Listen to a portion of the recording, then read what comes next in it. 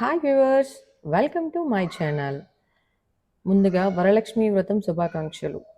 ఈ సంవత్సరం మా ఇంటి వరలక్ష్మి వ్రతం ఎలా జరిగిందో ఈ వీడియోలో చూసేద్దాం రండి. ముందుగా మనం ప్రిపేర్ చేసుకోవాల్సిన కొన్నివి ఇప్పుడు మీకు చూపించబోతున్నాను. ఇలా పసుపు కుంకుమ ప్యాకెట్లు సపరేట్గా నేను చేసుకున్నానండి, ఒక 15 వరకు. బయట కొన్ని 1 రూపీ ప్యాకెట్స్లో అసలు పసుపు కుంకుమే ఉండట్లేదండి. నెక్స్ట్, ఏ వ్రతానికైనా ప్రధానం కలశం. ఈ కలశానికి కావాల్సినవి చెంబు, నూతన వస్త్రం, టెంకాయ అండి. ఇప్పుడు మనము ఏ నూతన వస్త్రం వేసినా సరే అది మనం యూజ్ చేసుకోవాలి కాబట్టి నేను శారీలో వచ్చిన జాకెట్ని యూజ్ చేస్తున్నానండి. దీనికి 2 వేస్ ఉన్నాయి. ఒకటి హాఫ్ ఫోల్డ్ చేసి సెకండ్ వైపు నుంచి హాఫ్ ఫోల్డ్ చేసి ఇలా ఒక విధంగా చేసుకోవచ్చు. ఇంకొక వే ఏంటి అని అంటే కంప్లీట్గా వన్ సైడ్ అంతా ఫోల్డ్ చేసి ఇలా లోపలికి ఫోల్డ్ చేసుకోవచ్చు. ఇవి 2 వేస్ ఉన్నాయండి. కలశం పైన యూజ్ చేసిన ఏ నూతన వస్త్రమైనా సరే మన డే టు డే లైఫ్లో యూజ్ చేసుకుంటే అంతా మంచిగా జరుగుతుందని అందరి నమ్మకం. నేను ఇలా చీరలో జాకెట్ పెట్టి చేసుకున్నానండి. ఈ జాకెట్ని మళ్ళీ నేను కుట్టించుకోవచ్చు కాబట్టి. నెక్స్ట్, అమ్మవారికి శారీ డ్రాపింగ్ కదా, దీనికోసం నేను శారీ డ్రాపింగ్ కోసం మనకి సేఫ్టీ పిన్స్ కంటే గుండు పిన్నులు దొరుకుతాయి కదండి, అవి యూజ్ చేస్తున్నాను నేను ఇక్కడ. అలాగే ఈ శారీకి అక్కడక్కడ దారపు పోగులు ఉంటే నేను ఇలా కట్ చేసుకున్నాను. నా శారీ అయితే చాలా ఈజీగా ఫోల్డ్ అయిపోతుంది. కొన్ని అలా ఫోల్డ్ అవ్వవు. దానికి మళ్ళీ మీరు ప్లీట్స్కి ఐరన్ కానీ లేదు అంటే స్ట్రైట్నర్తో కానీ స్ట్రైట్నింగ్ చేసుకోవాల్సి ఉంటుంది. అమ్మవారికి ఇష్టమైన colours parrot green, dark green, gold colour, yellow colour, ఎరుపు, ఇలాంటి నూతన శారీస్తో అలంకరణ చేసుకుంటారు.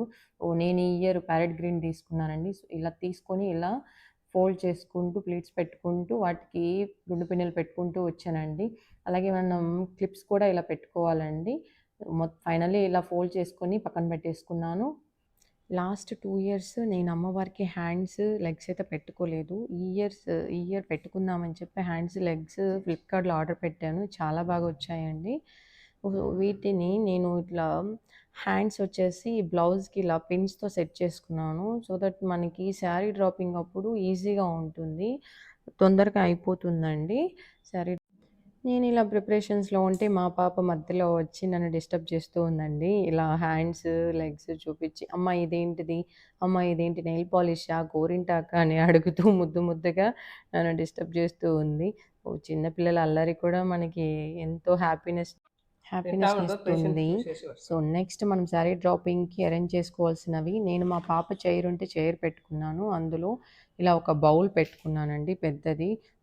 ఫస్ట్ పెట్టుకునే బౌల్ వచ్చేసి కొంచెం వెడల్పుగా ఉండేటట్లు చూసుకోండి. ఎందుకంటే మనము ప్లీట్స్ అని లోపల పెట్టి సెట్ చేసుకోవాలి కాబట్టి. ఇలా అటు ఇటు ఉండేటట్లు అరేంజ్ చేసుకొని ఇన్ ద మిడిల్‌లో మనకి ఫస్ట్ దానికి పిన్ సెట్ చేసుకోండి. అప్పుడే అది అటు ఇటు పోకుండా కదలకుండా ఉంటుంది. నెక్స్ట్ ఇలా ఇంకొక బౌల్ పెట్టుకొని చూసుకుంటున్నానండి నేను సెట్ అవుతుందా లేదా అని. సెట్ అయ్యింది. అందుకని కొంచెం అది కదలకుండా ఉండటానికి బియ్యం పోసి పెట్టాను. ఇప్పుడు పెట్టే ఈ బిందెకొచ్చేసి బ్యాక్ సైడ్ ఒక కడ్డీ కానీ, స్కేల్ కానీ పెట్టి థ్రెడ్‌తో టైట్‌గా టై చేయండి. ఆ తర్వాత మనం ఆల్రెడీ చేసుకున్న హ్యాండ్స్ విత్ బ్లౌజు ఇలా మనం చూపించిన విధంగా అరేంజ్ చేసుకోవాలి. నెక్స్ట్ వచ్చేసి ఆల్రెడీ శారీ ప్లీటింగ్ చూపించాం కదండీ, అలా పెట్టేసుకొని ఇలా అటు ఇటు కుచ్చులన్నీ జరుపుకుంటూ పిన్స్‌తో సెట్ చేసుకోవాలండి మొత్తం. నాకైతే ఎవ్రీ ఇయర్ ఇలా అమ్మవారిని చేసుకోవడం చాలా హ్యాపీగా అనిపిస్తది. తర్వాత తీసే రోజైతే చాలా అంటే చాలా బాధగా అనిపిస్తది. ఇందులో కూడా చాలా హ్యాపీనెస్ ఉంటుందండి. అమ్మవారు అంటేనే అదొక ఆనందం అనమాట మనకి.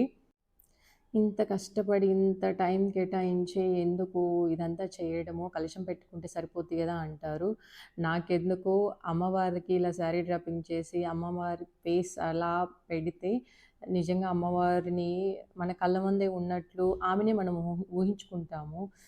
అలానే కలశానికి ప్రాధాన్యత లేదని నేను అనట్లేదు. కలశం మెయిన్. తర్వాత మీకు చేసుకోవాలి అని అనిపిస్తే ఇలా శారీ డ్రాపింగ్ చేసుకోండి. నేను ఎవ్రీ ఇయర్ చేసుకుంటాను. ఈ ఇయర్ వచ్చేసి ఇలా అలంకరణ చేసుకుంటూ ఉన్నాను. ఇప్పటి వరకు చేసినవన్నీ ప్రిపరేషన్స్ వచ్చేసి నైట్ చేసి పెట్టేసుకున్నానండి. సో, నెక్స్ట్ డే మార్నింగ్ లేచి తలంటు స్నానం చేసి, ముగ్గులు పెట్టేసి, నెక్స్ట్ మనం ఎక్కడైతే మండపం తయారు చేసుకోవాలనుకుంటున్నామో అక్కడ ఇలా పసుపు నీళ్ళతో ఆవు పేడతో కానీ అలికి, ఆ తర్వాత ఇలా అష్టదళ పద్మం కానీ, తామర పువ్వులు కానీ వేసుకోవాలి. ఆ తర్వాత కొంచెం పసుపు, కుంకుమ అందులో వేసుకోవాలి. నెక్స్ట్ పీటకి ఇలా పసుపుతో శుభ్రం చేసి, తర్వాత దానిపైన కూడా ముగ్గు పెట్టి, ఆ తర్వాత దానిపైన అరిటాకును ఉంచుకోవాలి. నెక్స్ట్ ముందు రోజు ప్రిపేర్ చేసుకున్న అమ్మవారికి నేను ఈరోజు ఫేస్‌ని పెట్టాను. ఆ తర్వాత అమ్మవారికి ఇలా అలంకరణ చేసుకున్నాను. ఎంత ముద్దుగా ఉందో కదండీ! నాకు ప్రతి పనిలో మా వారు సహాయం చేస్తారండి. ఈరోజు ఈ వరలక్ష్మి వ్రతంకు కూడా ఆయన నాకు చాలా హెల్ప్ చేస్తూ ఉన్నారు.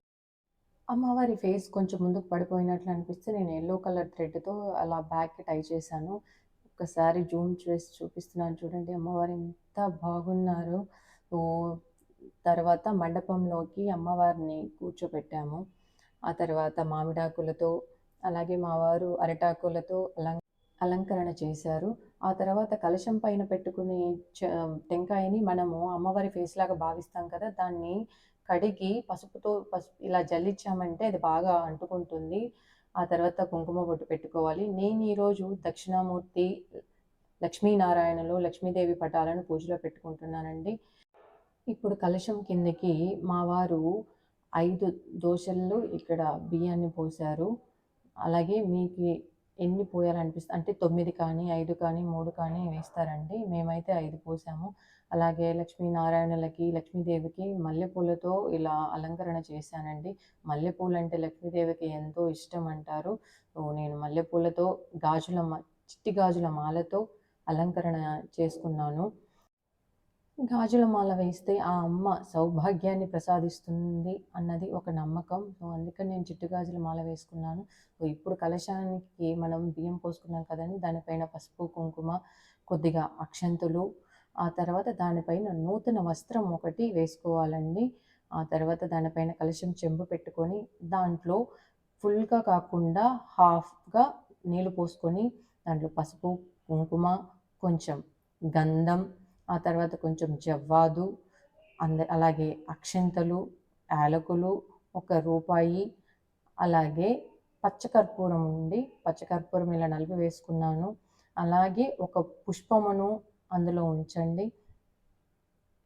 ఆ తరువాత కలశానికి దారము 5 పోగులు వేసుకొని, దానికి ఇలా తమలపాకు కట్టి, దాన్ని కలశానికి కట్టుకోవాలండి. మనం పొంగలు చేసేటప్పుడు ఎలా అయితే ఇలా దారం కడతామో, అలాగే కలశానికి కూడా కట్టుకోవాలి. అలాగే నేను 5 మామిడికాయలు తీసుకుంటున్నాను. మీరు 9 అయినా తీసుకోవచ్చు. 5 మామిడాకుల్ని ఇలా కలశం లోపల ఉంచి, దానిపైన మనం తయారు చేసుకున్న అమ్మవారి ఫేస్ లేదా టెంకాయని ఇలా పెట్టుకోవాలండి. కలశం లోపల ఎప్పుడు కూడా ఫుల్‌గా నీళ్లు పోయకూడదండి. పోస్తే మనం కలశాన్ని ఒక్కొక్కసారి 2 రోజులు, 3 రోజులు కూడా ఉంచుతాం కదా! ఆ టెంకాయ తడిచి కుళ్ళిపోతుందండి. సో, అందుకని ఫుల్‌గా ఎప్పుడు పోసుకోవద్దు. ఆ తర్వాత ముందుగా తయారు చేసుకున్న నూతన వస్త్రాన్ని నేను ఇలా అలంకరించాను. తర్వాత గంధపు బొట్టు పెట్టాను. తర్వాత నెక్స్ట్ వచ్చేసి పూలతో అలంకరించాను. ఇప్పుడు మనం దీపం కోసమని ప్రమిదలను అరేంజ్ చేసుకున్నాం. ప్యూర్ ఆవు నెయ్యి దొరికితేనే వేసుకోండి. లేదంటే నువ్వుల నూనె వాడుకోండి. అమ్మవారికి నువ్వుల నూనె అయినా, ప్యూర్ ఆవు నెయ్యి అయినా ఇష్టం అంటారు. నాకు ఆవు నెయ్యి దొరకలేదు. నేను ఇలా నువ్వుల నూనె వాడుతున్నాను. అలాగే పంచహారతి కోసం ఒత్తులను కూడా సిద్ధం చేసుకున్నాను. అలాగే వాయనం ఇవ్వడానికి అని చెప్పి పసుపు, కుంకుమ, అక్షంతలు రెడీ చేసుకున్నాను. ఫైనల్‌గా ఇలా మార్నింగ్ నుంచి మేము చేసిన ప్రిపరేషన్స్, అలంకరణను మీకిప్పుడు చూపిస్తున్నాను. ఇంటి గుమ్మం ముందు ముగ్గులు, అరిటాకులతో అలంకరణ, ఆ తర్వాత ఇలా హాల్‌లో అరేంజ్ చేసుకున్నాను. పోయినసారి పూజ గదిలో పెట్టి నాకు పూజకి ఇబ్బంది అయిపోయిందండి. సో, అందుకని హాల్‌లో అరేంజ్ చేసుకున్నాను. ఇలాగే పండ్లు, అమ్మవారికి దానిమ్మ ఇష్టం కాబట్టి దానిమ్మ, ద్రాక్ష, పువ్వులు, అమ్మవారికి వాయనం, ప్రసాదాలు, అక్షింతలు, తోరాలు కూడా తయారు చేసుకున్నానండి. నేను ప్రతిసారి 9 తోరాలు తయారు చేస్తాను. అలాగే ఈ ఇయర్ కూడా 9 దూరాలు తయారు చేసుకున్నాను. ఇంకా 2 పసుపు ముద్దలను చేసుకోవాలి. ఒకటి గణపతి, ఒకటి అమ్మవారుగా భావించి వాటికి కూడా కుంకుమ బొట్టు పెట్టి పూలతో అలంకరణ చేసుకోవాలండి. ఫైనల్‌గా మా ఇంటి వరలక్ష్మి వ్రతానికి అన్నీ సిద్ధం చేసుకున్నాము.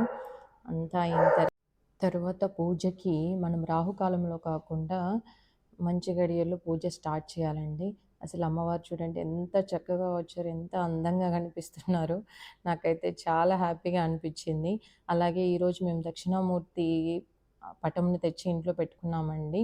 సో ఇది పార్ట్ 1 అండి. సో పార్ట్ 2లో పూజ ఎలా అయ్యింది, అలాగే మా ఇంటికి వచ్చిన అష్టలక్ష్ములు ఎవరో తెలుసుకోవాలి అని అనుకుంటే please watch part 2. Like, share, subscribe.